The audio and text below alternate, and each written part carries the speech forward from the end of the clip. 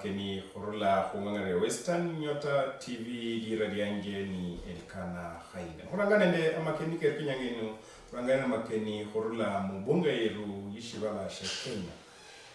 Khulonokana nende khurogolwa kwa Moses Kuria wa Gatundu khuba cabinet secretary w'ebiashara aboli abere nende imali iti milioni 750. Ndakunyala manyeshi khurula reporteru abere maeneo kibunge kenako.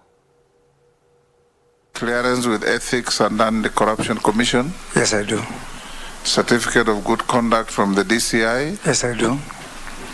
Have you ever been charged in a court of law and convicted of any offense? I've been charged but never convicted. Are you a dual citizen of Kenya and any other jurisdiction? No, Mr. Chair. Excellent. We go to, what is your value, what is your financial net worth? My financial net worth, Mr. Chair, is 750 million shillings. You have a segregated breakdown? I do not, but I can proceed to tell you the distribution. You can tell the committee on Hansard. Thank you, Mr. Chair. My net worth is comprising of real estate development and shares held in unlisted companies in my business concerns, in manufacturing, in fintech, and in energy sector. Excellent. And Chair, yes, I wanted him to not to interrupt you, Chair. He's the chairman of Independent Petroleum Dealers. So whether the shares are there. Chair, I said as much, but Honorable Junet being one of my members, I welcome that. Thank you. So we may require both of you to disclose further and better. Mama Aisha Juma Rula Kilifi Mombasa nae aboli abere nende imali iti milioni 100 Rula hudima inasi ya nyola nali muskula. Nyama nyishi hula reporteru abere mu kutano kubere mu bunge rishwala Kenya. You to engage a member unnecessarily, or to feel that a member is being outlandish in dealing with you. Any member asking questions here are questions of the committee, and the answers are answers to the committee, because at the end of the day, the committee will have a verdict on your suitability. So we'll start by asking you a few things. When I finish, I'll invite you to, in less than 10 minutes, maximum 10 minutes, tell us the story of your life before we start with the questions. Do you have a compliance with tax obligations to the state? That is the KRA tax clearance? Yes, I do. You have furnished it with us? Yes. Clearance with the Higher Education Loans Board? Yes, I do. I submitted. Clearance with the Ethics and Anti-Corruption Commission? I submitted, Mr. Chair. Certificate of Good Conduct? It was also submitted. Have you ever been charged and convicted in a court of law? I was charged, but not convicted. Not convicted. Are you a dual citizen holding a Kenyan passport and a passport of another sovereign? I am a Kenyan citizen by birth. Kenyan citizens become dual citizens with other countries. Are you a dual citizen? No. No, you are not. Very good. What is your net worth? Himaya yako ni pesa ngapi? I'm worth 100 million. 100 million. Do you have any current or anticipated sources of income?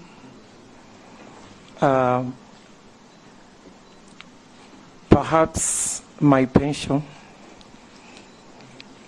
From Parliament. from Parliament. Thank you. Now we'll open up the 100 million.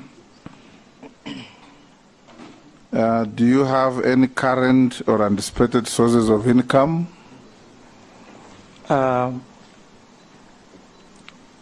Perhaps my pension From Parliament. from Parliament. Thank you. Now we'll open up the conversation. Mwami Davis Chirchir Hurla Bomet yali mu serikali ya Mwai Kibaki na ya robole kusingira mahobaka energy na petroleum uyaboli imali yeye ni milioni 482. Lakini manyishi Hurla reporteru abere maeneo Kibunge. Through life, what is your financial net worth? My financial network is declared in my documentation is 400, and let me get the exact amount so that we don't have to 400. I think 498. I'll just clarify that very quickly. Speak closer to the I'll mic. do that, yeah.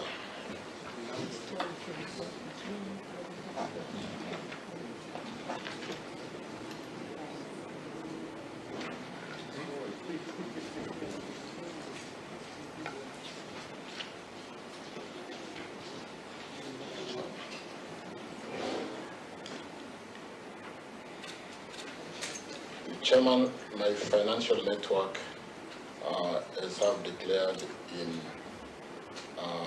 item number 25 in the criteria for vetting and approval is 482,200,000.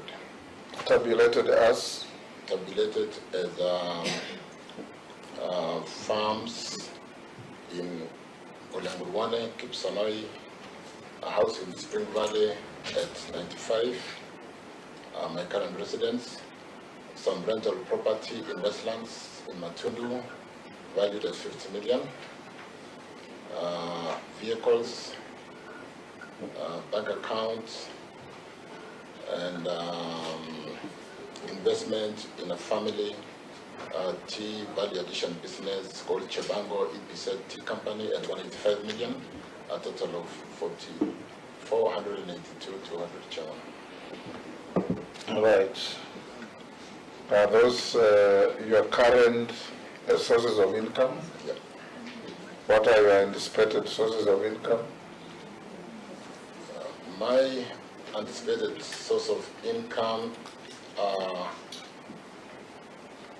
accruing to about 12 million shillings annually, coming from salaries,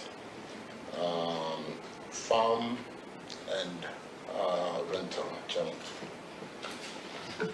Thank you. I'll now avail you your under 10 minutes to tell this committee. Okwinjira inyanga ya kabiri ya vetting mu bunge Mwami Kipchumba Murkomen awoli imali yeye ni milioni 550 wasahite beshe lwaboli imali yeye abatiramu mpaka liwilibaro liyakona. Dakujana manyishi hula reporteru abere maeneo Kibunge.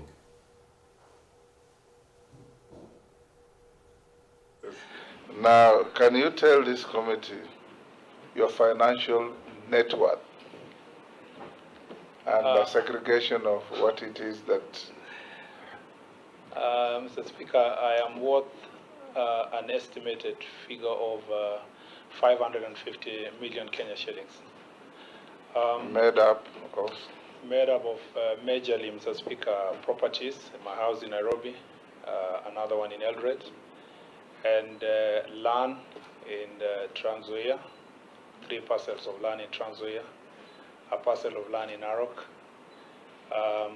and a parcel of land in Kajiado, and another parcel in Nairobi, apart from where I live. Cumulatively, I estimate, of course, with a bit of Mr. Speaker, some machinery, vehicles, and also I own a wheelbarrow, Mr. Speaker. And the motorbike. Yeah. Unfortunately, I don't own a motorbike. Maybe because of the sector now, I should own one. But cumulatively, that comes to about 550 million shillings. What are your current and anticipated sources of income? Basically, I practice law under the firm of SMS Advocates LLP. That is one of the main sources of income. Of course, I've been earning salary from my job as assignment as a senator for Elgeyo Marakwet County, and I also have a bit of earning from farming. I do a bit of farming, Mr. Speaker, which actually, by virtue of that type of farming, increase the value of the land to what I gave you as cumulatively 550 million. So those are some of the source of bit of earning from farming. I do a bit of farming, Mr. Speaker, which actually, by virtue of that type of farming, bit of earning from farming. I do a bit of farming, Mr. Speaker, which actually, by virtue of that type of farming, increase the salary from my job as assignment as a senator for Elgeyo Marakwet County, and I also have a bit of earning from farming. I do a bit of farming, Mr. Speaker, which actually, by virtue of that type of farming, Yalinji Minister Horula mu County ya Busia Mwami James Charles na kwanga Osogo na bana bebe balomolome mahuba kulondokhana nende inyanga ya mukamba ya Mashujaa Day tarehe 20 mwezi wa 10 mwaka 2022. Kunyamanyisha kuna reporteru John Jobik Ojanji nari Busia. I thank God, I pray every day. My own language and to my own God. I advise them not quarrel much, to be tolerant and to be sincere in whatever they do. And I enjoyed it because that was my line of working. Working hard when the ministry and appreciating work. I appreciated my work in every ministry. And therefore, I don't feel working hard, dedication. They work hard and dedicated themselves to work. They will live long like myself. Be tolerant. Very tolerant. Without calling people names and so on. During our days, we were very tolerant. Whoever abused us, we would not ask. I thank God, I pray every day. In my own language and to my own God. No, right like that, no regard. No, right like Yaramogi said right like here. To convince me to support Yaramogi. I was already supporting Yaramogi. The only thing Raila did not know is that his father had already appointed me to secure votes for him here in Central India. No, they ignored me without telling me that they had told me to go to Nairobi. That's what they did, and I didn't like it. I didn't like right about that. They change their leaders very often, and that can't get the value to them. When you change your leaders so often as they do,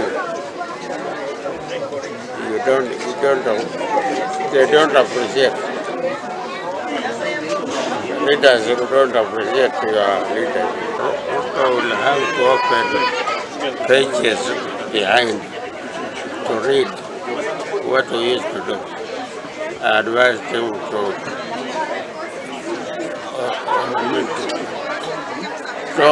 open pages behind.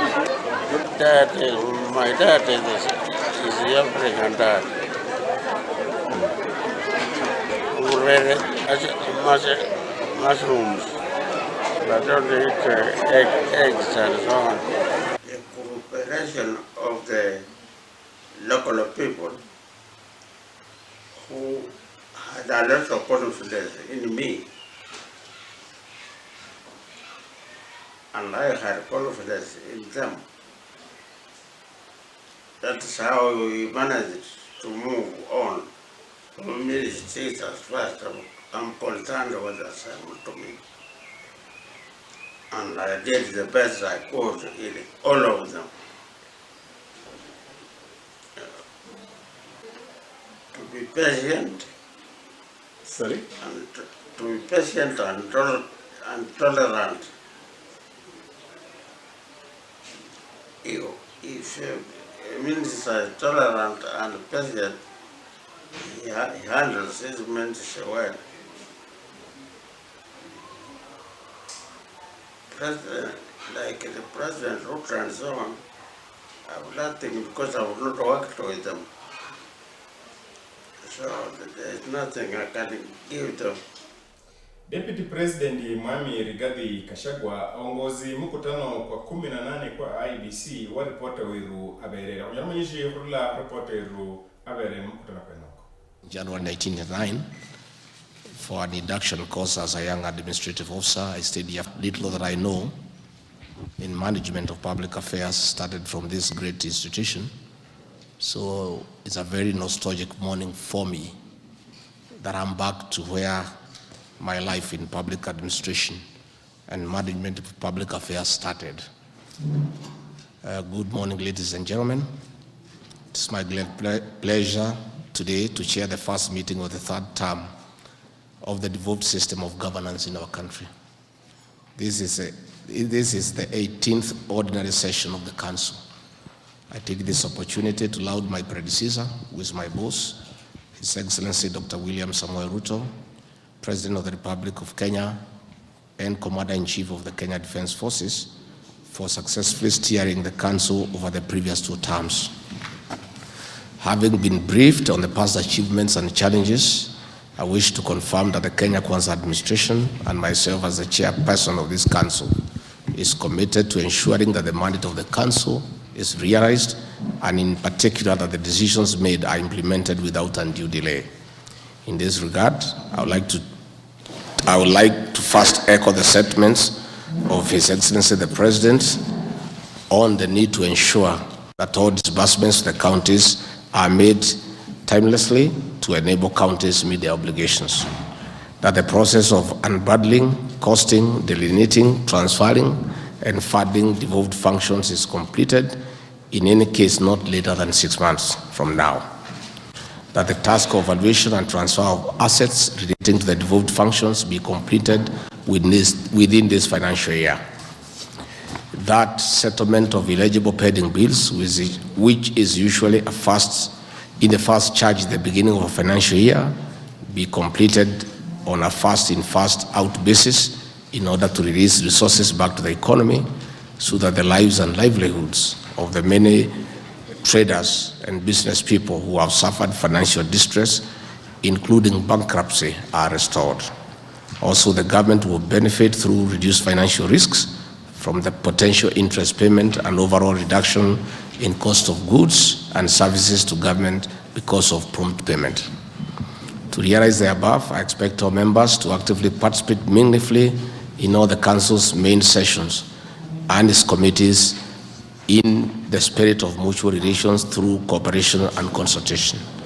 This will ensure that the gains in devolution are safeguarded and deepened without resorting to expensive dispute resolution through judicial intervention, where the alternative dispute resolution structures exist within intergovernmental mechanisms such as IBEC. With these remarks, I now formally open the meeting. I bring you greetings from President William Ruto, and he has told me to assure you of his commitment to make sure that the deliberations of this council will be implemented to the letter.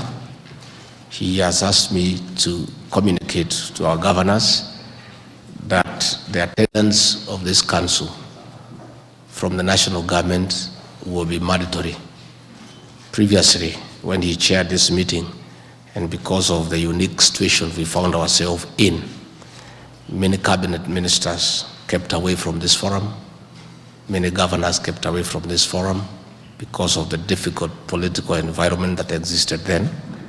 That is now water under the bridge. This is a new dispensation. The President and I are in agreement that the way to turn around this economy and to run this country is through continuous engagement and a very close cooperation between the two levels of government. The President is clear and is categorical that the elections are over, and irrespective from what formation whatever governor came from is irrelevant. What is important is service delivery, and the two levels of government will cooperate in all aspects because we serve the same people. So I want to open this meeting by assuring you of our commitment from the national government to take the deliberations and the resolutions of this council very seriously and create efficiency and effectiveness in implementing whatever resolutions that have been arrived at. And also assure you that the meetings will be a free forum for continuous engagement with respect and decorum, and every voice and every suggestion matters and will be taken seriously. We will not have a situation of talking down at governors. We'll have a situation where we deliberate with respect and mutual understanding for the benefit of our people, so that the county governments and the national government who serve the same populace succeed. Because at the end of the 5 years, the national government and the county governments will go for audit at the ballot box. And the ballot box is the most vicious auditor in the whole political process, because the auditors at that stage are ruthless. And if we don't work together, both levels of government will face the same auditor, and that auditor will not want to know which level of government you belong to. They want service delivery, so there will be gain. There will be gain when we work together. I want to finally conclude by saying, there's a saying from my community, I don't know whether it is in other communities, that say that buffaloes don't move in a herd because they like each other. They move in a herd because of the danger that lies ahead when they don't move together. The county governments and the national governments are forced by circumstances to move together because of the danger of the auditor at the ballot box if we don't work together. I therefore want to invite you that we agree that we all work together. Politics is over, elections are over. All of us have been forced by circumstances to work together. Even if we don't like each other, we just have to work together for the benefit of our people and to avoid the danger of being punished by the auditor at the ballot box. That is the danger that is ahead of us. So let's all work together, and I look forward to have a very fruitful discussion today and going ahead. And the President has this morning also agreed that we are going to create time to have a retreat with the county, with our governors, so that we bond and we create relationships for the benefit of our people at an informal level. It is the President's intention to work together with the county governments, and we have made it very clear to our officers in the field, the county commissioners and the police commanders and everybody, that the Ruto administration does not envisage a conflict between the two levels of government. Wanachama bishama sha ODM ibungoma babuli shivatsa hunga mkono ikandidati ya UDA tawe kuba babere nende ikandidati yabo ku shama shabo sha ODM. Ndakunyora manyishi hono report weru Wilson Shibyomuyanzi nali Bungoma. Tuko tayari kutembea naye, hata kama tutatembea kwa miguu, tutatembea naye. Na pia naomba wafuasi wote wa ODM mashinani popote walipo, huu ni mwito, amkeni na msikize. Sisi kama chama hatutakubali kubebwa na watu wengine. Sisi kama waanzilishi wa chama Bungoma County tumeamua Mheshimiwa David anatosha, na sera zake tunaona ndizo zinaenda kuokoa hii Bungoma County. Asante sana. Tujakuwa na official communication. Hii ndio chama Bungoma County. Mkutano wa chama tu pekee yake. Bungoma County. Huu ndio mkutano rasmi sisi kama chama. Kwa hivyo kama ni wale walikuwa nao, hiyo ni maoni yao. Hiyo ni yao. But huyu ni mwanachama wetu. Kura ambazo zilipita alisimama kwa chama cha ODM na hajatingika baada ya kuimara, na tunamkaribisha na tuko nyuma yake, tutamsupport. Kwa ufupi ukiwa mwakilishi wa mama Bungoma County, chama cha ODM ni chama kikubwa sana ambapo hatuwezi kubali kwamba chama cha ODM kikose kusimamisha senator katika hii county. Kwa hivyo sisi kama wanachama tumeamua David Panali anaenda kuwania kiti cha Senate hapa Bungoma na tuko nyuma yake. Yule alitoa ripoti Webuye, hiyo ilikuwa ni yake, hata yeye si official katika chama. Hawa wale wamesimama hapa ndio wana officials wa chama cha ODM Bungoma County. Kwa hivyo tutatembea na mheshimiwa kuanzia Bumula mahali anatoka hadi Kandui nzima mpaka tuone kwamba tunarudisha ODM yetu hapa Bungoma. Ningependa kushukuru wanachama wa Chungwa kunipatia ruhusa kwenda mbele kuwania kiti cha useneta Bungoma kutumia chama chao cha Chungwa. Na mimi kama mwanachama wa Chungwa, mimi nataka kuhakikishia kwamba Bungoma tuko wengi, Bungoma tuko na nafasi kubwa ya kupata uongozi huu na hatutarudi nyuma. Tushikane mkono, tutembee kote na tuhakikishe kwamba uongozi mara hii umeingia kwa nyumba yetu ya Chungwa. Leo tumekusanyika hapa kwa nia moja tu.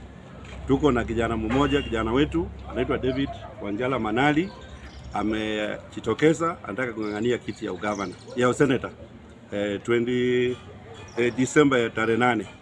Na sisi kama clan hatuna mtu mwingine, ni yeye peke yake amejitokeza, na kwa hivyo kwa niaba ya Walonja mimi nataka kusema yako kahabetsa amakeni kurula hungangare Western Nyota TV irianje ni kana hainga na tira hulondra pindi birubyosi bihungangare Western Nyota TV mu social media platform ube nunyola manyishi na nisho mara amakeni kinyange no kwanya ko maranende injere nomba luchero lubolako omusukuni kuwera humatai omusukuni kuwera humatai ini njera nomba nuluchero hurula mu bukabarasi mu kaunti Kakamega omusukuni kuwera humatai ninjero imani shako mwana muhulundu umuitala na ye achinga bulitoho umuitala ishida ya harudira Ulimundo maana sana, Nyasaye akulinde ube ni ngende.